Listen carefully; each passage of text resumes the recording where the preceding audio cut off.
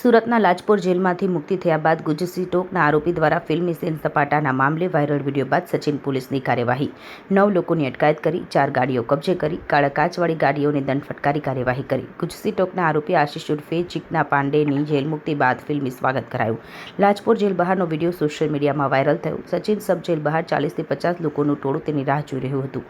ગાડી લાઇનમાં મૂકી સીન સપાટા કરવામાં આવ્યા। સાગીરતો પગે લાગીને આશિષનું ભવ્ય સ્વાગત કર્યું। એક જેલ કર્મચારી પણ આશિષ સાથે હાથ મિલાવતા નજર પડ્યા।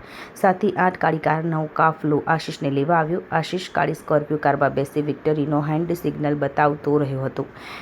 વિડીયો ઇન્સ્ટાગ્રામ અને અન્ય પ્લેટફોર્મ પર ઝડપી વાયરલ થયો। આશિષ પર 26થી વધુ ગુનાઓનો આરોપ છે। ખૂન, અપહરણ, લૂંટ, ગુનાહિત ધમકી, ગુનાહિત પ્રવૃત્તિમાં સક્રિયતામાં તેના નામે શામેલ છે।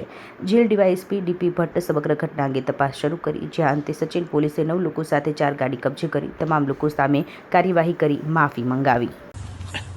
ઓકે, મારું નામ આશિષ ઉર્ફે ચીકના ઉમાશંકર પાંડે, રહેવાનું 175 ભગુંબરા પલસાણા સુરત।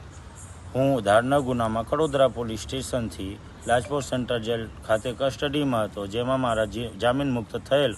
હું જેલથી બહાર આવેલો, મારા વિડીયો વાયરલ થયેલ અને એમાં કંઈ કાયદા વિશે કંઈ ખોટું હતું, એમાં પોલીસે અમને પોલીસ સ્ટેશને બોલાવીને એની જે કામગીરી હતી એ કરી। એના બદલ જે અમારાથી ભૂલ થઈ હોય, ભલે કાંચ આની હોય, જે બી એ હોય, એના બદલ હું માફી માગું છું।